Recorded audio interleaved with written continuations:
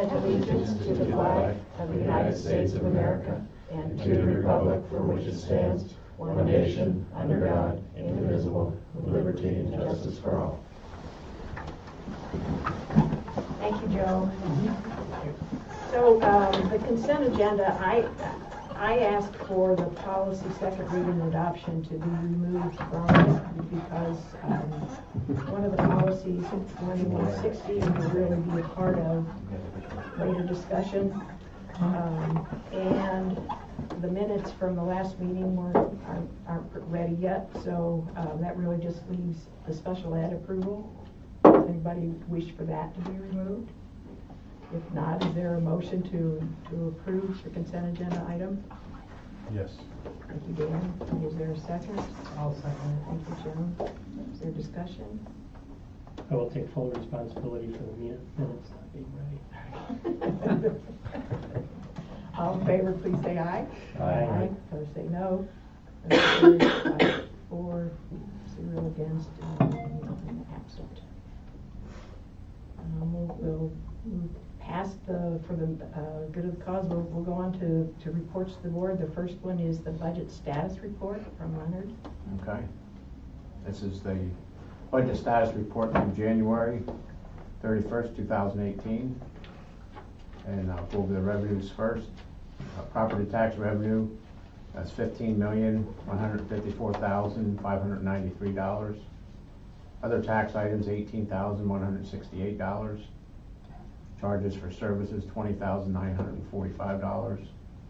Use of money was $6,217. Miscellaneous revenues, $46,717. State aid is $1,291,664 for a total revenue through January of $16,538,304. If you look at the far right-hand column there, the amount collected year-to-date in this fiscal year is just about exactly where we were last year at this time. So, pretty close. That first one should be 10.2%. That is 100.2. That should be 100. You're exactly right. Okay. Sorry, Okay. that's No, a mistake. fine. Yep. Good catch, Rick. Did you make a number mistake? I did. I see it now. Which one? Where is that? It's under the collected. It should be 100.2. Oh, I and it's see. 10.2. Yes, I got you. Yeah. Any questions on the revenue side? Expenditure side? Salaries through January, $4,238,506. Employee benefits, $3,817,444. Our contractual and BOCES expenses through January were $1,400,793. Materials and supplies is $249,212. Equipment expense was $37,788. Debt service, $171,282, and textbook expenses were $12,925 for a total of $9,927,947. Looking at last year at this time, we were 51.98%. This year we're a little ahead of that, 53.02% ahead of Any questions on the expense side? No. Thank you, Leonard. Okay. The treasurer's report. Are there any questions concerning the treasurer's report? If not, we'll move on to the superintendent's report. Okay. For tonight's superintendent's report, I thought I'd talk about two things. One is our most recent math improvement efforts, and the second is upcoming school events and activities.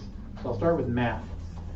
You might recall that we've had a math improvement plan in place for a few years. A year and a half ago, over the summer, we began what I guess I would call phase 2. And that was when we invited in a group of professors in math education from SUNY Potsdam to meet with us, look at our program, and make some recommendations. They came in for a couple of days and provided us with a report. Among their recommendations was improving our K-12 math curriculum coordination and supporting ongoing professional development for math teachers. And so I wanted to share with you some of our work in those areas. So that was about 1.5 years ago. Last year, in response to that, we organized what I would say was a very intentional communication strategy. We couple of pieces to it. One was monthly meetings with representatives from the elementary, middle, and high school math people, along with special ed, and the occasional administrative representative, myself included, to really discuss where we are, what kinds of ideas we could implement to really support this kind of coordination and integration of math curriculum. In addition, each school level had its own sort of structure that way, where they were talking about what they're doing, what areas they need to improve upon, etc. Among the things that emerged from those, there were a lot of good communication across grade levels. A lot of teachers who didn't normally speak with each other, now speaking with each other and discussing important ideas. And then things like collegial classroom visits, where one math teacher would go in and observe another math teacher, and then vice versa.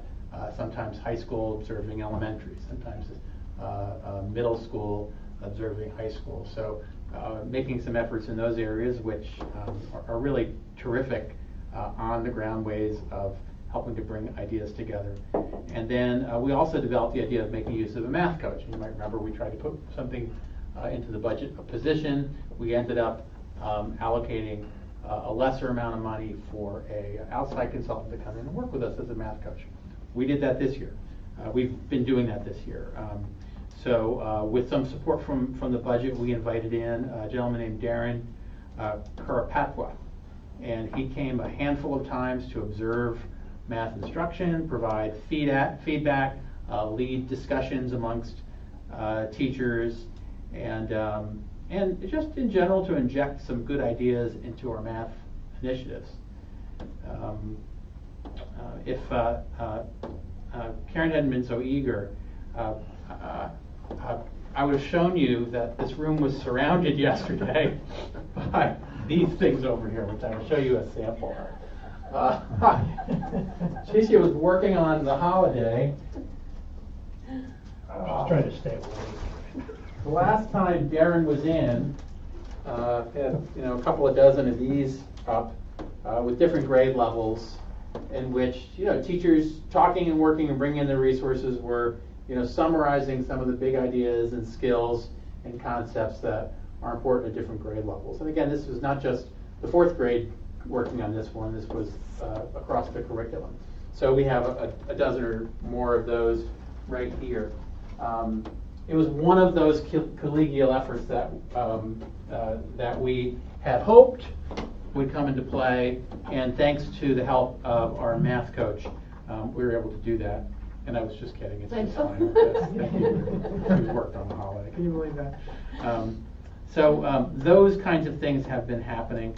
Our math improvement efforts are still a work in progress. I'm not telling you that we're done or on to phase 3 or anything like that. But we continue to work on that. So, for example, Friday we had a professional development day, and like a lot of those days this year, we've been shining a spotlight on math curriculum, math instruction. So this year, for example, we hosted math-specific programs like one in September, where we had a college professor, Jim Matthews from Siena College, and a high school teacher, Ellen Falk from North Salem High School, and they came in and presented K-12 progressions on some big math topics, and then problem-solving activities that could be extended to all grade levels. In other words, what are the big concepts that stretch into all these different grade levels, and then how do we work at them at the primary and the intermediate and the secondary levels those kinds of things. And I've sat in on many of these, and they were fun, and they were exciting, and they were invigorating. They challenged our teachers, and our teachers really appreciated that what they were gaining was very specific to what they're doing every day, and they did it together, which was probably the best part of it. In October, we had a superintendent's conference day. On that day, we created something called a mathematical mystery tour, which was basically we invited in a gentleman named Bill Carrascio, and the people that we've been inviting in were very much a part of a network that especially Tammy Casey, who's our high school math coordinator, has made connections with through the Master Teacher Program and through her affiliation with the statewide Math Teachers Association. So she's taking these contacts and helping us bring those in here. On Friday, this past Friday, I briefly mentioned, we had one of our SUNY Potsdam professors came back. This is Becky Dupree. She had come originally as sort of a representative of the elementary side of math instruction. And so we invited her back because we really wanted to make sure that elementary math was getting a close look. And so she came in and she brought with her a new series of board games that she has helped create called The Sum of Which. And if you look on our Facebook page, you'll see some photographs of our math teachers sitting around tables, across grade levels, playing this game and also trying to understand, conceptually, what is it trying to communicate, and how could we, again, apply that at different grade levels appropriately. I know that they appreciated that. So it was another one of those good days for our math program on Friday, and we've been having a lot of those days this year, and had started that last year. So I just wanted to give you that update. I think that we're making progress in our math program. I think our K-12 program is moving in the right direction. We're getting a number of people involved. Remember when we talked about elementary math, grades kindergarten, 1, 2, and 3, every teacher teaches every subject. So math at those levels is the general classroom teacher getting involved. And so when you can get, like we did on Friday, 3 first grade teachers sitting with an 8th grade pre-algebra and algebra teacher working on these concepts, that's pretty powerful. So I think we're doing pretty well, and I look forward to seeing where we take it in the future. And I like hearing middle school teacher or high school teacher going down to the elementary school, Yeah. and sitting in on a class and then the opposite happening. I think that's really great. Yeah. The big challenge there is logistics, Yes. and that seems to always be the challenge in school. Because we're so structured, it's very difficult to break somebody out of what's expected of them and to move them into another area that isn't normal. And so part of it's structural, and then part of it is comfort level. Once you're involved in one structure, it's very hard to be comfortable in another one. Last year, we spent a lot of time trying to reduce those barriers. And I think we saw that over time as middle school teachers, high school teachers, elementary school teachers were starting to cross over. And I really think that our math teachers in general are comfortable with each other, they're working well with each other, and they're sharing ideas with each other. So like I said, I think good direction to be in. Good things. So that's the math improvement effort I wanted to share with you. And then as far as our upcoming school events, I'll just review a few of those with you too. So we are nearing the end of February here, believe it or not. And that means we're coming upon the spring musical. So musical rehearsals for The Boyfriend. The Boyfriend is the title of this musical. These are in full swing.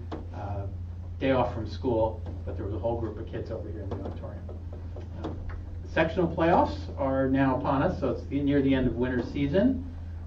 We have boys ice hockey playing tonight. We have boys basketball playing tomorrow. We have girls basketball Friday. Next week, boys and girls ski teams are at the state level. So our Nordic team, which both boys and girls won the sectionals last week, they'll be competing at the state meet in Bristol, New York. I think it's Monday and Tuesday. Alpine competes at the same time, and we have 3 boys and 1 girl competing at the states there as well. So as we get close to it's the end of the season, but it's also an exciting time for a lot of teams. Also, middle and high school science Olympiad teams are going to Cornell this coming weekend. Yes? And that's the first time I remember a combined group going to one overnight. Overnight, so this is kind of exciting and different for them. Middle school regionals will be following that the next weekend. Next Tuesday, the elementary school's Friends group will be hosting its annual cabin fever dinner and the silent auction that goes along with that. That's 4:30 to 7:30, so you can either come and spend a few hours or take out dinner and put a bid down on something. You never know when you're going to win one of those decorated chairs. Right. Yeah.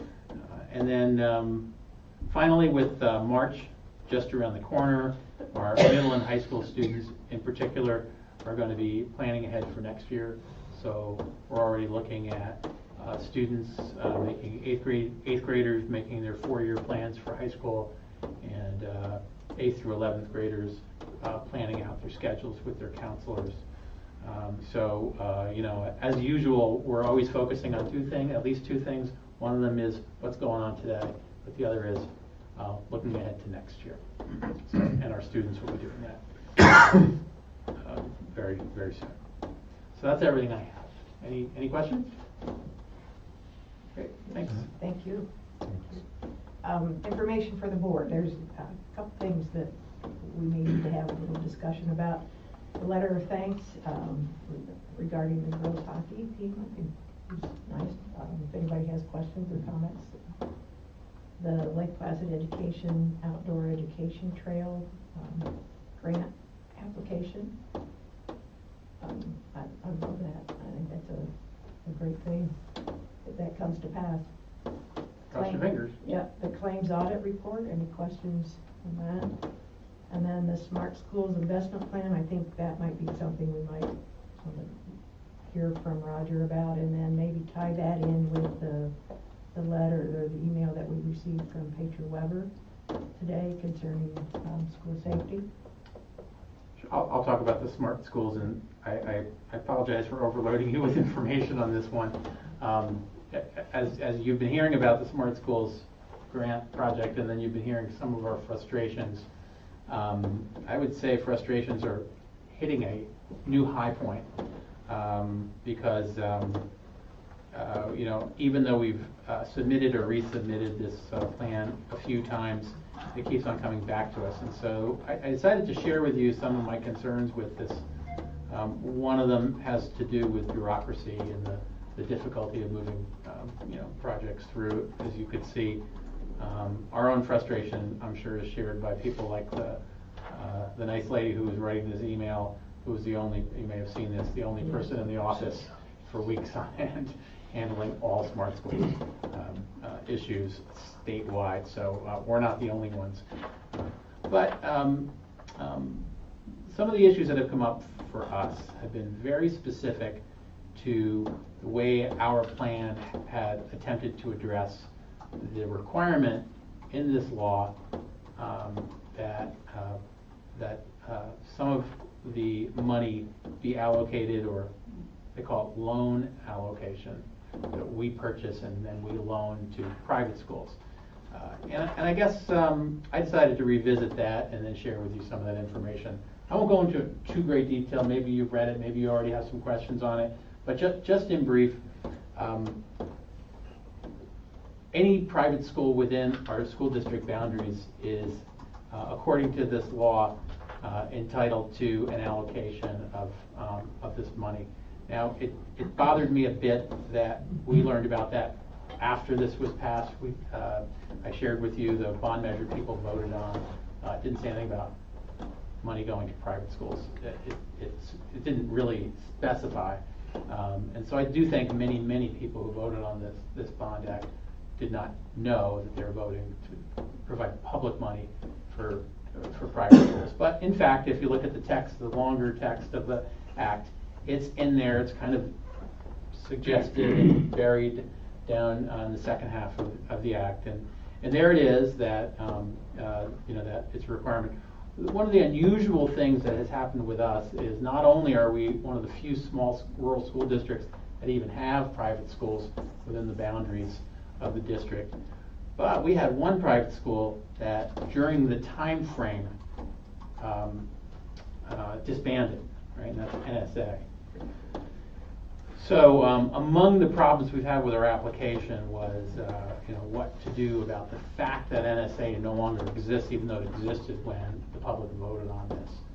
We were told at first that because they don't exist, we don't consider their students. We were then upon one of the latest projections that no, in fact, we have to account for the NSA students, even though they don't exist. So we had to go in and recalculate.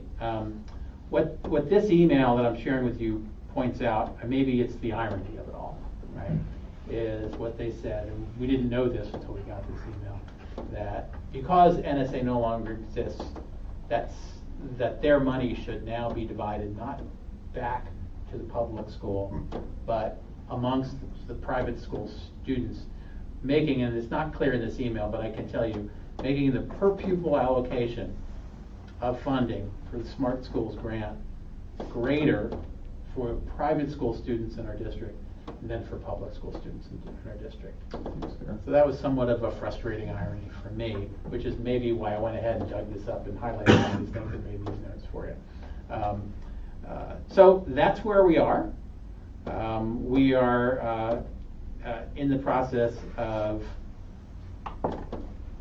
with perhaps a deep swallow and a deep breath, making some of the changes that have been outlined here. We had almost all of this done except for we didn't know about the reallocating the NSA money. We also had followed one of their previous recommendations to have each school approve accepting a lesser amount, which is actually how we've gone ahead and approached this. We've had long discussions with schools. They do not want to do anything, frankly, to infringe on what they see as being really a public school program. So they're willing to accept less money. The state doesn't like that, though, so they're requiring us to provide paperwork to back that up. The last time we did that, they rejected the paperwork because it was written on our letterhead instead of the other school's letterhead. That's the kind of thing we're dealing with. So here we are, and you can see every time anything happens, there's weeks delay. Here we are 3.5 years later, and we are still trying to get a successful submission to the state for this program. This was a hot topic at the BOCES board meeting the other night. Well, and they also have been hearing from other school districts with their own concerns. Right. So they've been helping, and they've been collecting information. Stacy Vince has been collecting information from all districts with the hopes of communicating that at the regional and state level. And it was brought up at the breakfast forum with the legislators, Right. and what the legislators said was, let's have Steve collect the information and get it to us so that we can help with this. But it was interesting, Betty Little also said the fact that it's taking so long makes you wonder if the money is still there. I mean, she did say the money is, it's old money, it should be Yeah. available, but Right. right, it may not be. Right. So, how much are we supposed to get from that? Well, it's a $247,000 grant. Some of that, as I've been stating, is allocated for the purchase of equipment that would then be loaned to private schools. Right. If they finally approve our agreement with private schools to accept less than their full allotment, then it won't be a tremendous amount. I can't remember what the revised number is, but about $100,000 of that is put into the security system that we've been talking about, Right. and we've been, frustrated about not being able to put in because we're waiting for this to come through. So it's about $100,000 going to the security systems, and Leonard's been working on that all this time, and the rest of it, about $150,000 purchasing devices, some of which are Right. would be on loan to the private schools. Right. Because I think, and we talked about this a while ago, I mean, with this money maybe never showing up, would it be prudent for us to move ahead with a plan? We don't have a plan B, but to formulate one and say, we do need to do this upgrade to the security to a bare minimum of this, whatever this is, and then, other phases beyond that. And because we are in a budget cycle right now, allocate monies out of our budget to do that. If this money does come in, great, we'll use it for something else. Or, I don't know, maybe this doesn't even work, but if we spend the money, say, on a security system, and then this money does come in, can we reimburse ourselves? No. So that money, then we lose it. Right, we do. But, on the other hand, how important is it? And I think if you ask the community, this I kind of responded to Petra's letter. Yeah. But I was already to, kind of put that out there anyway, because over the weekend, there was just obviously a ton of discussion with a number of people about this whole security issue here, and, I don't have an answer, but I think we need to, as a board, formulate some sort of go-forward plan outside of the smart schools money, and at least say at the bare minimum, we need to do the following. And that might be, maybe we need to convene a meeting of the building and grounds. I know that's not the official name of it, but that committee, and really maybe work on developing a plan. And if there's funds available, if we could do some, even before this grant gets approved or rejected, if we could do something I agree to start with that. initiating some of the plan. It's outside the scope of this body. I think it's got to be done, with the principal's involvement and obviously Rogers, and so what do we bare minimum, what do we need here in order to And then bring a make your report, job bring a work? report back to Yeah, the board yeah, with so recommendations. That's what I would like to see happen, is us agree that, we need to do this, and again, I think we did it, in the fall, we started that process, and we had everybody involved, and they were very clear about what they needed. I don't know we didn't have a dollar amount assigned to that, but I think we could probably do that. You've got We know the dollar amount. well, for the full thing, but maybe there's a stepwise way of doing this where we do something that we, out of our own pocket, and then maybe some other, through the Smart Schools grant, down the road when and if it comes in. But I think there's gotta be, I know the principals would say we definitely need at least the cameras and the doors. Those doors can be opened and left open. We do it all the time. I say we, because I've done it, put something in there, and there's no way for anybody in the school to know that door is not secure, and it can be done in a way that it's not even obvious to when you look at the door. There's no central location that says, this door is not secure. No, Right, and when you do that, and we of course don't support that. Right, no, just so I you agree. know, or slap on the wrist. Yes, But I admit that's it, usually like but a weekend. It is, Yeah, yeah, it and I is. know that's when you're here. Right. That's never the case during the No, week. I Never know. during the school day. But the yes, point no, being, absolutely. there is no way of knowing for sure that those doors aren't Yeah. completely shut, and you can open them that much and still, Yeah. And visually they look like they're Sure. closed, but they're actually not. So yeah, I think if we that's could been do happening that. for years. Pardon? That's been happening for years. Yeah, I know, but in light of the current Yes, environment, yeah. and it's, I know there's just a lot of fear in the community about safety, and rightly so. Yeah. And I'm not saying that that's a solution, but it's certainly something that we can do, that might help. I think you have, what you've said is very consistent with what we've been talking about too. Sure. at school. Yeah, no, I At realize school, that. so, right. Yeah, so I guess that what I'd like to see is an actual date for a meeting, and actually, Yeah.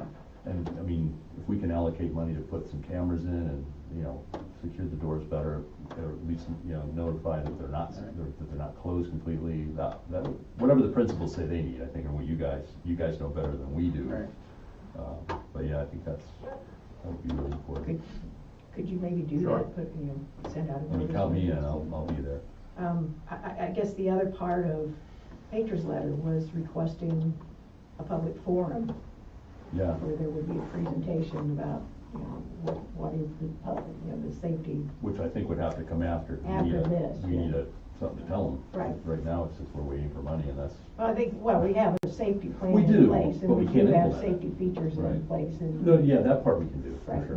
but this would be, it would be nice to have this as a part of it, I agree with that. Yeah, and I mean, I know, like, we've gone through these, like the elementary school and our school had a little bit different, procedures, but the plans are very good. I'm very comfortable. They are, with those. and Yeah. in addition to what is in the plans,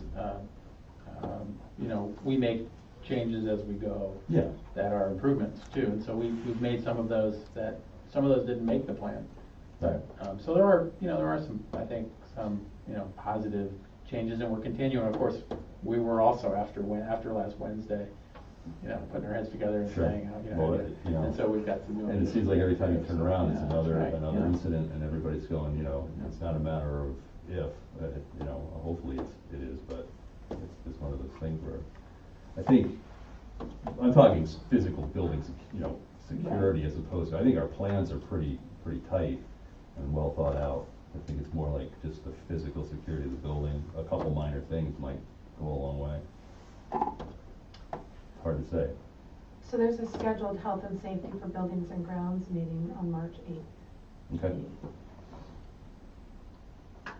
And that's, And that has. 2 weeks, right? Yeah, I don't have the agenda for that, but that's probably not part of that agenda right now, is it? Well, No, we can put it in there. Yeah, I I mean, think- we'll do an agenda Let's for use that that meeting meeting to day. do that. Sure. Sure. And, if we could, do we have a company already lined up for the camera system and all Yeah. that? So maybe they can give us a sort of not a watered down version, but a scaled down version of, this component and these components, what would that be? Mhm. And then later on, can we integrate the rest of it, without a huge expense? I think Sure. that kind of approach might be. I'll bring the proposal that they had to the meeting. And Yeah. Maybe we could Do that to invite everybody. Tom to come to that meeting, since he's the one that did the research on Tom Dodd. Oh, okay. Well, he did the computer stuff. That wasn't The, included in the, he did. It was those, we had, we just went out with a solicitation saying exactly what we wanted. I can't remember who did the specs up, but there was some specs up, and then we had 3 vendors Okay, then, bid on it. Mhm. would Tom have an idea of, like, which components would be, we could put these components in and wait on these? Would he have that kind of knowledge? He might. That- I'm not sure if he would or not, but I think the principals would be able to Yeah, I think that's let us Okay, know what. all right, okay. If they could give us like a short list of, Mhm. we would absolutely want these, and then these we would like to have, and then these would be nice to have, Yeah. kind of thing. That would be a good way to approach it, I think. Is this an all or nothing bond? I mean, if we went ahead and purchased whatever and then this thing magically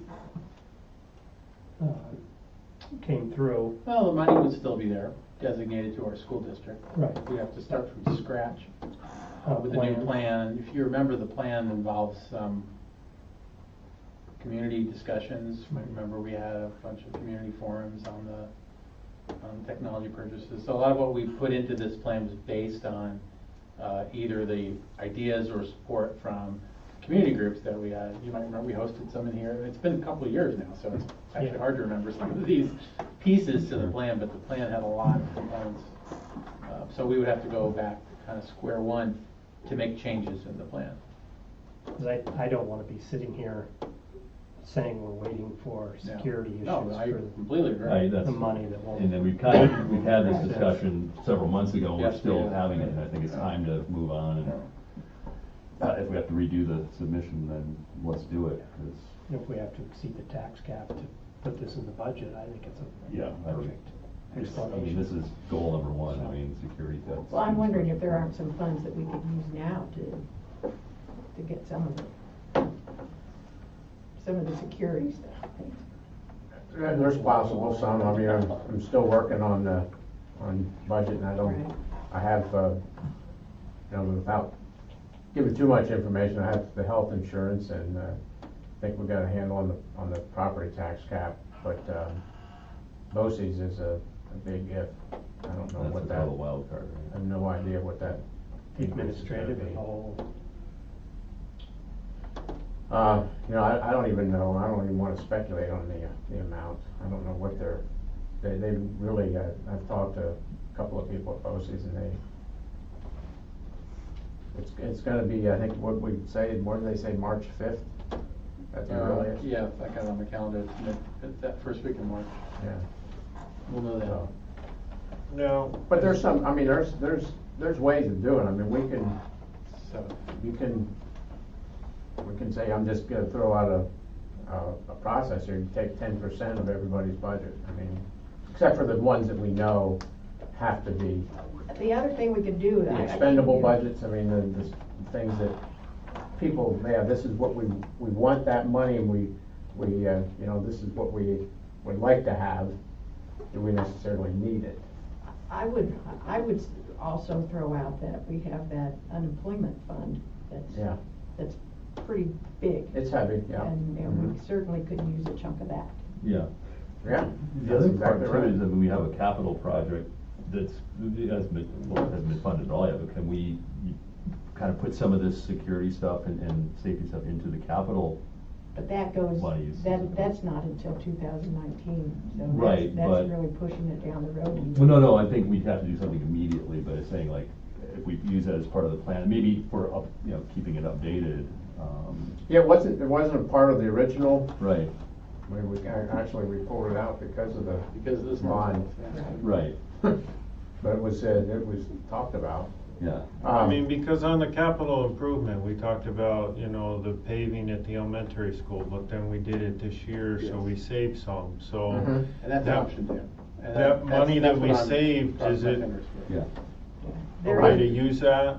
But I'm gonna throw out the fact that we did, when we introduced this and discussed this project, capital project with the community, we did say that, initially, we said that we thought that it would just balance out with the one that we're paying off, and so taxes wouldn't increase, but they are going to increase, like $50 per thousand, I think, is what the projection is, and that the goal was to try to reduce some of the Right. things in the capital project, to reduce that, so we could reduce that increase.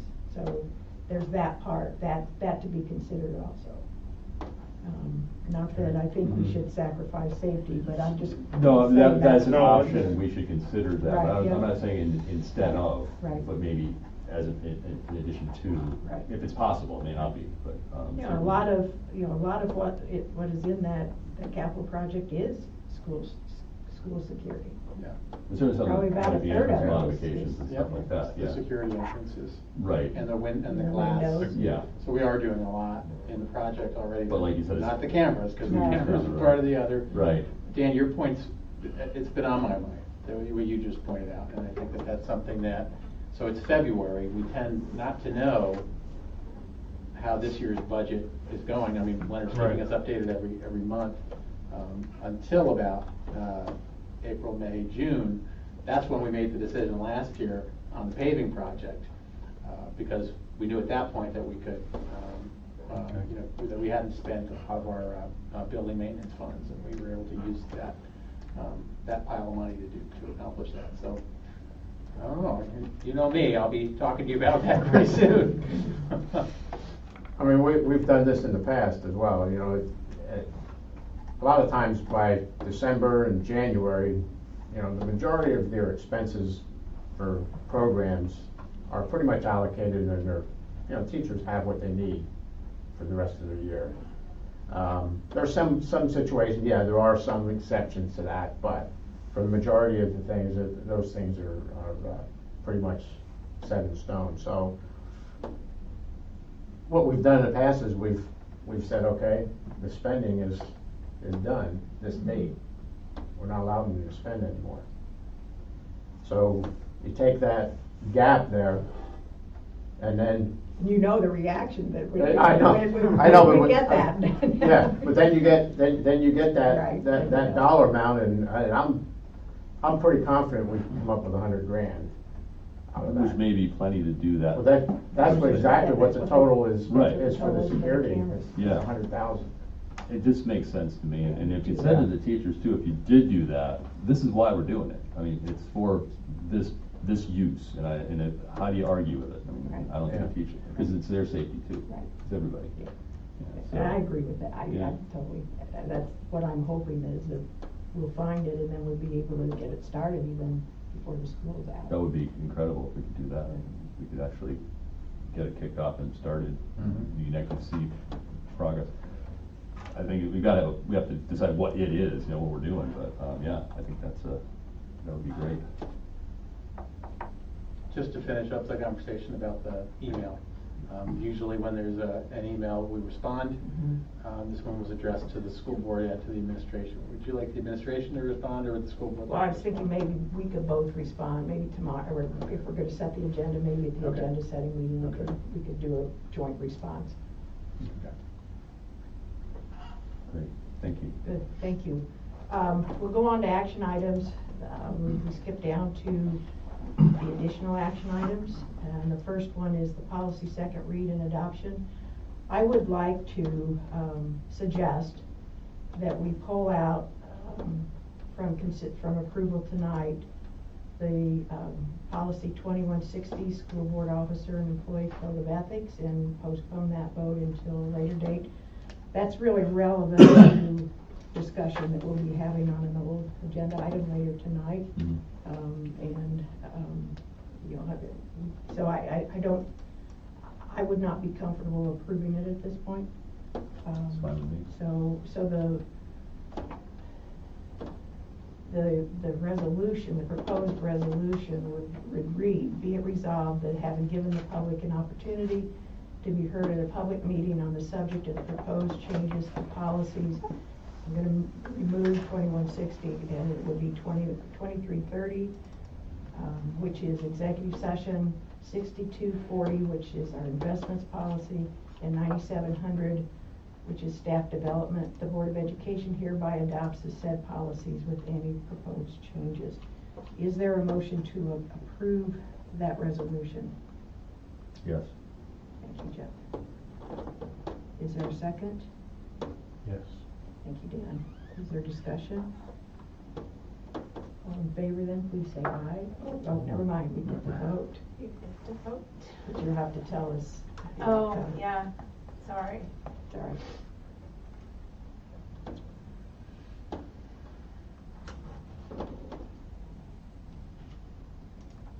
Joan, is yours not coming out? It did. Oh, there you go. Six yes, 5 yes. 5-4 is early yes. Thank you. It's that jet lag stuff. Right. What? Okay, music in our schools proclamation. I would like to read this proclamation, even though it's it's a little long, but whereas music is a universal language that connects people through its ability to move and inspire us, one of the most compelling means of artistic expression by human beings, music has the capacity to stir emotions and feelings through the medium of sound and its creations, structure, and performance. And whereas the study of music is a core educational component and required subject in New York State learning standards, which encourages students to create, perform, participate, and learn about music. And whereas as an important part of a school's arts program, music education not only benefits students by engaging them in the creative and critical process, but can help them tap and develop their own potential, skills, knowledge, and lifelong appreciation of music. Whereas music education is recognized as part of a well-rounded sequential curriculum that develops artistic and 21st century skills beneficial to students, and whereas 2018 marks the 45th year of celebration of music in our schools month, now therefore we, the trustees of the Lake Placid Central School District Board of Education, do hereby proclaim March 2018 as Music in Our Schools Month. Is there a motion to approve this resolution? Sure. Yes. Thank you, Rick. Is there a second? Yes. Thank you, Joni. Is there discussion? And let's please vote. Are we going to vote electronically, Karen? Mhm. Okay. Did yours You not come have out? to get out of your Oh, proclamation. Was that what it is? that's what it is. Okay. Yep, there it is. Yep. Thank you.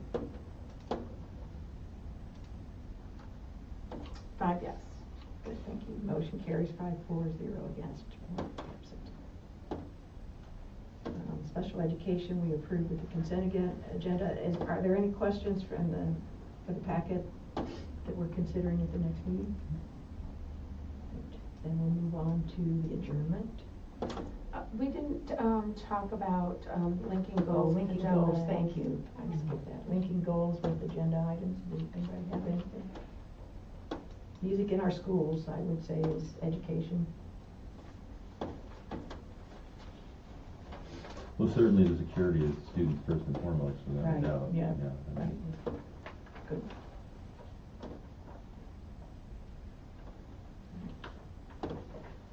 Okay, now we'll move to agenda. So next meeting dates, there's several here. February 27th is a budget work session, and I think we should probably plan that will happen. Is that right? Sure. Yeah, I Okay, think that's so great. that will be a definite, and that starts at 6 o'clock, right?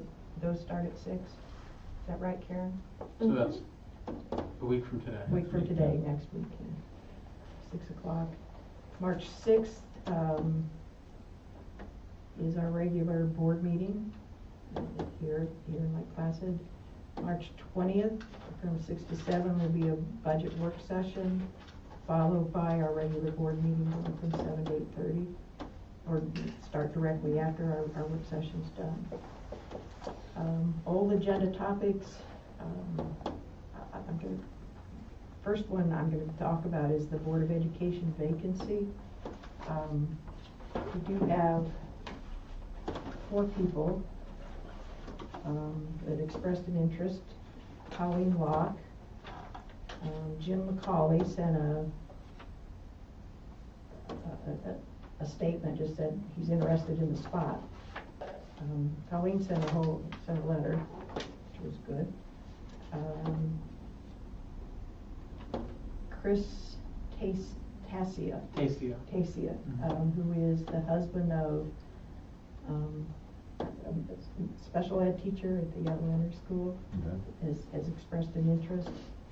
And Martha Spear has expressed an interest. Just to be clear about that, so that we received 3 emails back from the email information we sent to the email list from the surveys, the board survey that Right. throughout the fall.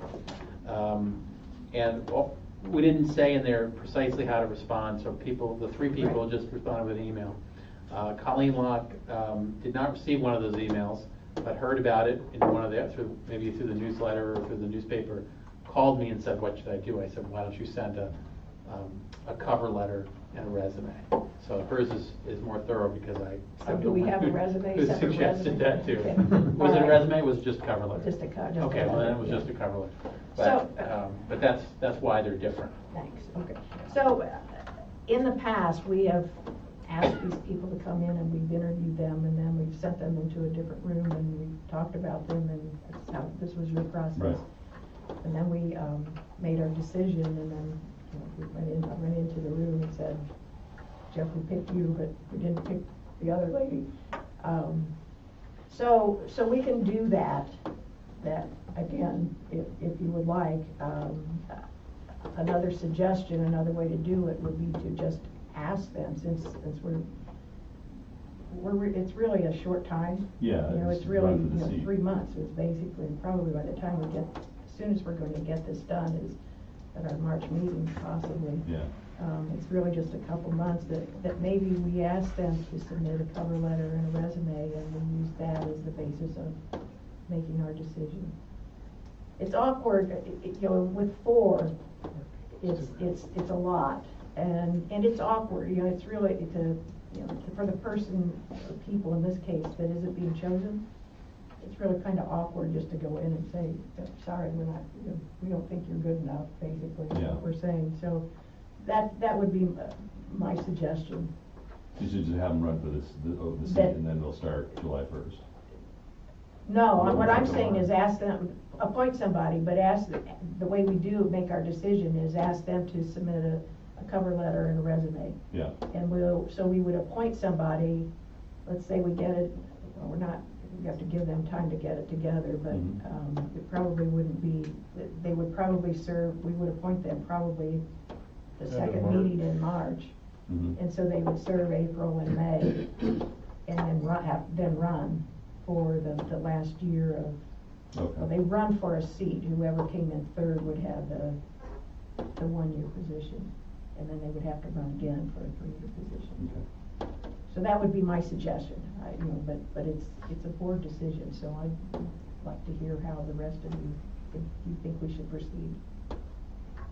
I like the cover letter, and I'm not sure if everybody has resumes, but just some sort of It's just resume. a letter of interest. Right, then, letter of yeah. interest. Letter of interest Yeah. and resume, I think. Resume, if they have, yeah, I guess, Yeah. everybody has a resume. I don't think it's unreasonable to ask for one. Right. No. I mean, how you gotta compare them by some criteria. Yeah. So I think we're saying just based on that, we'll make a choice? Right, Okay. if people are comfortable with that. You're thinking. Yeah, I'm thinking. Yeah.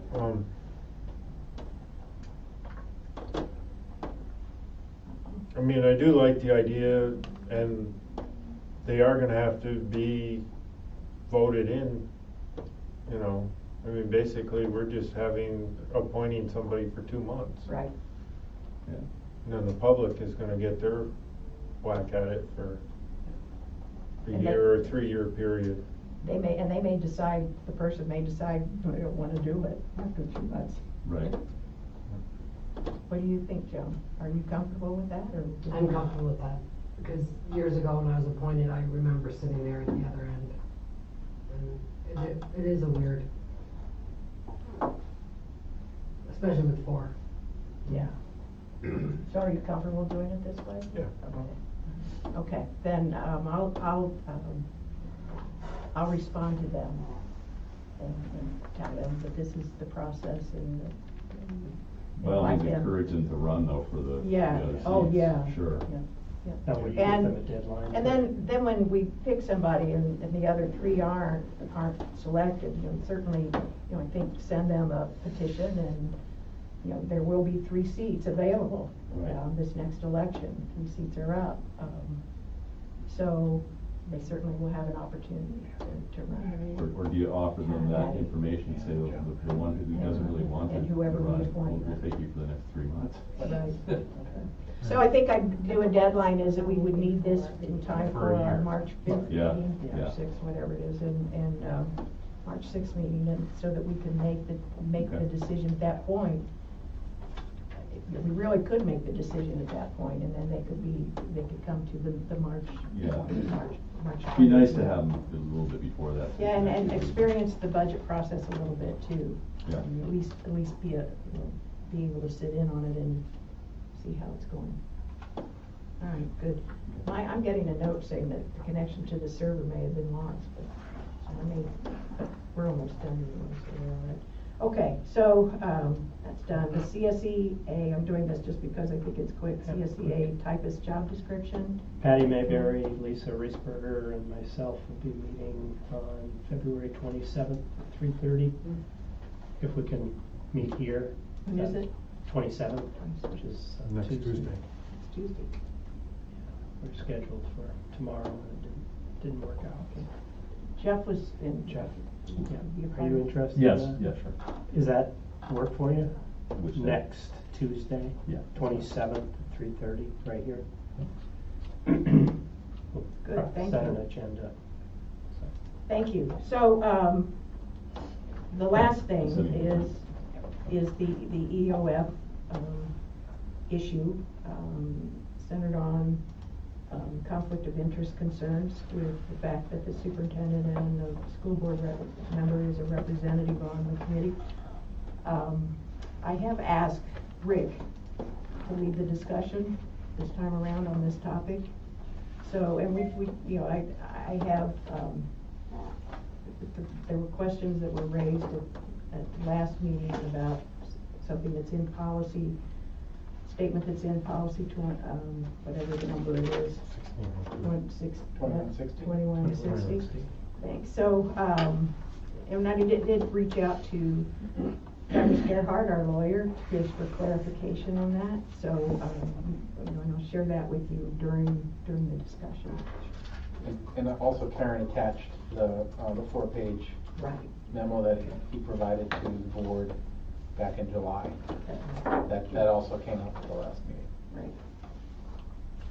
So this has been lingering for some time now, so hopefully we can put it to bed. Did all of you get a chance to read the Harris Beach? So it pretty clearly states that, in fact, there's a paragraph here that actually encourages board members to be on a not-for-profit organization such as the foundation is. So, and then I highlighted a couple of, well, one spot in the law, which is on page 123. Also serves, it says additionally there are no prohibited conflict of interest when a board member, and it's the second bullet down, also serves on the board of a not-for-profit foundation that raises money and makes gifts to the school board in which the school board serves. So, and it just goes on about a few other things. So, to me, it's fairly clear that there is no conflict of interest, and especially as Douglas points out, there, Mary, and it's Mary, is not a member, but a liaison to that board. So, any other input, comments? I had a lot, actually. Anybody but Mary have anything? To me, this has been clear since July. I mean, I have no issue with this at all. I think it makes perfect sense to have representatives of the school on a fund that's raising money and giving gifts to the school, because it helps them decide how to allocate. It's sensible. Yeah. And I, quite frankly, the implication is that Roger and I are involved in something that's illegal and unethical, and I'm going to be a little personal here with this statement. Given the amount of time and effort that we've given to this district, I really resent that implication. So that's the one thing I wanted to get off my chest. But in terms of factually where this is coming from, Douglas in his memorandum gave a really good, concise, clear picture of what's involved in here. And there is a law, this municipal law, Article 18, it kind of outlines what's prohibited in terms of what's established as a conflict of interest. The Board of Education member receives a benefit or interest, and that's in our policy. It's policy 2160. That's in here. If I was on a private board that entered into a contract with the school district, that would be a conflict of interest, because that business that I'm involved in is benefiting from that contract, and then I would indirectly be benefiting. But there are exceptions to that municipal law that the state comptroller has issued. If the board that I'm on is a not-for-profit, then that's an exception. There is no conflict if it's a not-for-profit organization. Certainly the EOF is a not-for-profit organization. And he went on, that the comptroller went on in that wording to state that the foundation provided gifts to the district, and that was not a contract. And so therefore, a board member serving, even as a board member, an officer on the board of an EOF, is not a conflict of interest. There was a court case in which, and that's cited in this, that says exactly what we are. Said that in a case where a board member of a union-free school district was also a trustee of the board of a not-for-profit foundation that raised money for the district, the comptroller found that there was no conflict of interest. determined that the foundation is a not-for-profit entity and the board member fell squarely within the exception under the general municipal law. The foundation provided gifts to the school district. A gift was not actually a contract. So Douglas's analysis is that there is no prohibited conflict of interest, and that the fact that we are advisory, we serve as in an advisory capacity, takes it even a step further from that. The other thing that was brought up is, and it's really the statement in policy 2160, and this is why I wanted this pulled out. And if you're looking at that number 8 on the third page of it, it's involvement with a charitable organization, and this is taken from NYSBA. The second sentence says, if a board member is a board member, officer, or employee of the charitable organization, the board member must disclose such relationship in writing to the district, and the board member must recuse himself or herself from any discussion or votes relating to the charitable organization which may come before the board. This is really the crux of the issue. Number one, we are not members of the board. Right? That's number one. Number two, this is not a reflection of the law. This really goes beyond what the exception phase of that law is. So this just confuses everything.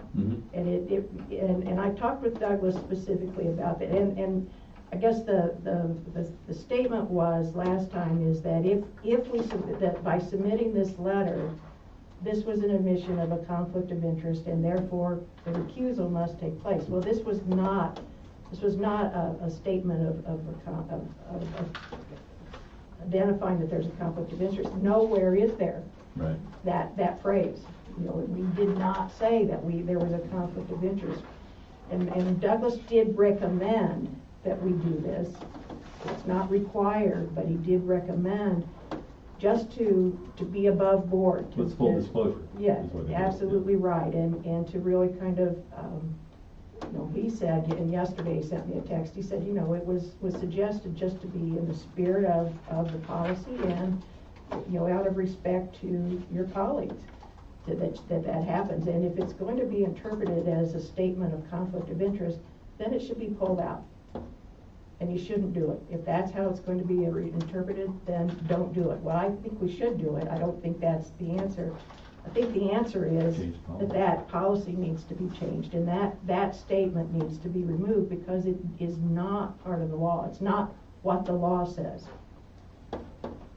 And he said that was absolutely right. So let's make the policy consistent So with the law. it's not the first time that NYSBA has actually kind of overstepped what the law says and kind of inserted things that went beyond what the law said. And our past precedent is that we have removed those things. Okay. So it can be removed. So I guess my suggestion is that we send this back to the policy committee and with the request that either be deleted or that it be written so that it is reflecting what the law, the municipal law actually says.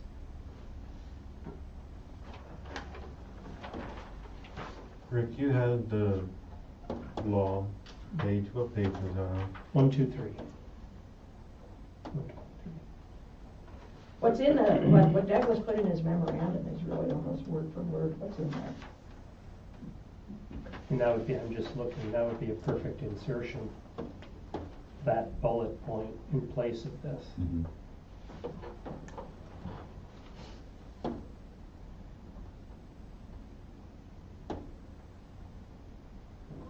Second line confuses things. Yeah, and that's exactly, this is NYSBA, this is not part of, and this is what Douglas Well, said. that's the law, though. That's right out of the law book. This isn't. Yeah. This is, well, the law book. Right. But the law book, that's not the law. The law book is NYSBA's interpretation of the law. Okay. I think we do something with what Douglas gave us.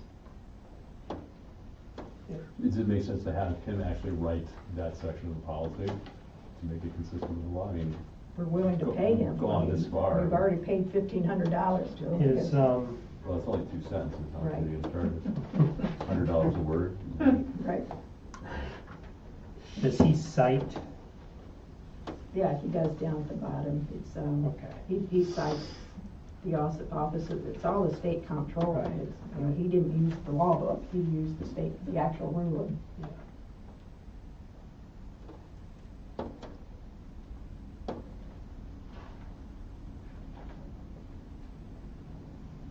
And that's actually what he said about the disclosure. So, you know, the last citation says, Board Policy 2160 also mandates disclosure of interest in matters before the board. While it's been determined that the fund board membership is not such an interest, disclosure would be appropriate and recommended. So the issue is, we want to have full disclosure on everything. Right. But we don't want to have it being interpreted as an admission of conflict of interest, which it clearly isn't. So we just need to modify the policy so that that you can't read it and make that interpretation when it's Right. when it's not true. Right. You know, and I'm not an advocate of not disclosing. Oh, I'm not either. Just the I'm opposite. not. And he wasn't either. He Right. just said that if it's being misinterpreted, then. I think when in doubt, disclose. Yeah. Oh, yeah. And not the other way around. And that was exactly where he was coming from. Right. When he recommended it. But I do remember in July, that was brought up, and he said, I don't know why it says that. You know, I don't know why it says that. And, you know, and that's why. I don't remember exactly what he said. Yeah. I do remember the gist of it was, you don't have an issue here. Right, That's yeah. really what- And I think it's pretty clear. So I feel bad that it's gotten to this part. I think it,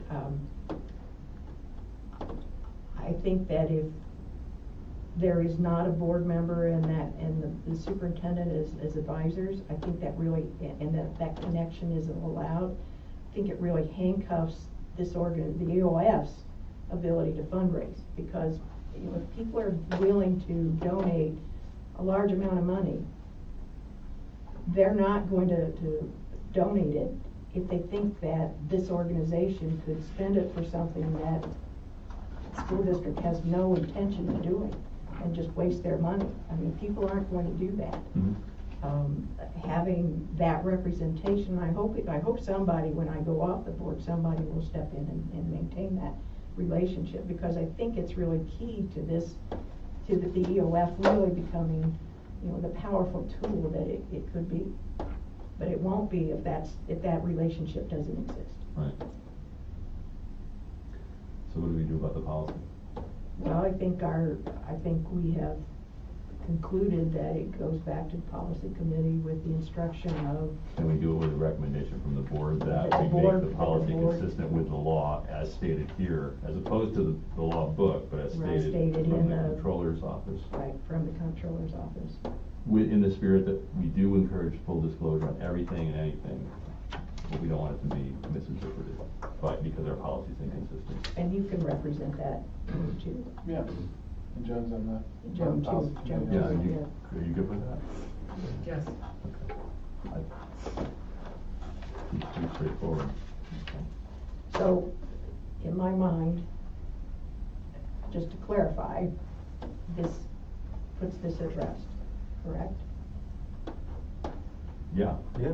I don't know why it's still out there. but- I think it's at rest now. That's even without changing this policy. Yeah. Well- Because you are not a board member, so. and- Right. And that's, so if you became a board member, I guess that would. You still wouldn't be in conflict with the Correct. law. You may be in conflict with our policy, yeah. And with NISBA's Recommendation. interpretation. And I understand what NISBA's doing, they're being conservative and being more, more Sure. conservative than the law allows, Right. requires them to be. Yeah. But, But I think a statement in the policy of support for the relationship, you know, that there be a relationship between the school and the Education Opportunity Fund, I think that's Or- important. yeah, I don't Well, I think wouldn't we- pigeonhole I don't know if that. I don't I think would- put it in the policy though, because policy's gotta be more broad I would spectrum. say, Okay. All right. a contributing Use it- membership or. We use it as a something. footnote or as an example Yeah. in the policy, but I don't think you want it Okay. part of. All right, I'm getting carried away. Well, I see where you're going, but I think, It should cover everything. Because if a new entity comes along, Right. it's a not-for-profit that will, you Do know. the same thing. Yeah, You're right. it should cover everything. Right. You're right, you're right, sorry. Okay, Okay. all So right. the recommendations, are we gonna change the policy or just leave it as is and say, it's too bad, we're done? No, I think it needs to be changed. I think right now, because we're in agreement, but it muddies the waters, and it's not, it's something that does not reflect what the comptroller ruling is. Well, I think we should send it then as, with a recommended language, and I'm not prepared to write that because I'm not an attorney. Well, it's essentially striking out Yeah. the second sentence and the first sentence. Right, but again, that can be challenged, it's The not. second sentence. It's the second sentence. And I, you know, if suddenly a board member became a vice president of the Educational Opportunity Fund, that's the correct. I'm not sure if I would feel so secure with, you know, them talking there and then coming Well, here and voting But both in places. the end, unless they change their bylaws, that doesn't happen. It can't happen. Their Okay. bylaws say serve as advisory members only. Yeah. Okay. As advisors only. So if there's consensus among the policy committee that this stands, then it doesn't change my, This Feeling can be, at all. strike out that one sentence. yeah, or even if it stays, if that's in the bylaws, then you're never, at least that committee, you're never going to be a board member. Well, I'd be uncomfortable, yeah, that's true. We're not. You're going to be a liaison. Right. Which is not a board member. But legally, that's not a conflict of interest either. Being a board member is not a conflict according to the language from the controller's office. Correct. That's what I wrote. So my suggestion is that it just be deleted, that sentence be deleted. Then it reads, a board member, officer, or employee may be involved as a volunteer, officer, or employee in a charitable organization which has a relationship with the district. When participating in the activities of the charitable organization, the board member, officer, or employee shall not disclose any confidential. I think that stays in. Sure. Additionally, the board member, officer, or employee shall not make representations on behalf of the district unless specifically authorized to do so by the board. I'm not, do we make recommendations or do we just I guess we just give suggestions and let them, give them information about, You're talking about EOF yeah. in your capacity. So I guess that should be there too. So do we send this to the policy committee with a recommendation, or do we just say, you guys come back to us with what you think is the right interpretation? I think Recommendation. we I think we- certainly we can do. Certainly yeah. cut down on I think the Yeah, back I and think the forth, I think. recommendation is that we scratch that sentence. If everybody's in agreement, I'm fine with it. When's your next policy meeting? Couple months. Well, it's not gonna change, No. materially change anything that's going on between now and then. It doesn't change, No. I mean, the law is the law, Right. and the exceptions are still. It's the not same. gonna affect you if it doesn't get changed for 2 months or any of this stuff, so. As long as we're all comfortable with it. Either way, it's fine with me. I clearly see there's no conflict of interest here. I mean, in my mind, it's not. In fact, you could go further than you're already going, it still wouldn't be a conflict. And of course, it doesn't apply to you, Roger, right, because you're not a board member. Well, I'm represented in here also. He's an A employee. board member, officer, or employee Okay, all may right. be so, involved yeah. as a volunteer. Okay. So our I think that- recommendation, we're in agreement that recommendation would be to strike that sentence. I'm fine with that. All right, good. Thank you. Thank Good. you. All right. All right. Then, are there any new agenda topics? If not, then is there a motion to adjourn? Yes. Jeff, is there a second? Sure. Thank you, I think I Joe. may have, like, on the last All time, in- he's been the one who said yes. You're anxious. All in favor? I'm assuming everybody, 5-4 against, thank you. Thanks. 7:44, not quite 45 minutes, but Leonard, did you see the administrative budget? No, good turnout. no, I didn't. Is that insider information? Is that new? From Thursday night. Oh. okay. Yeah.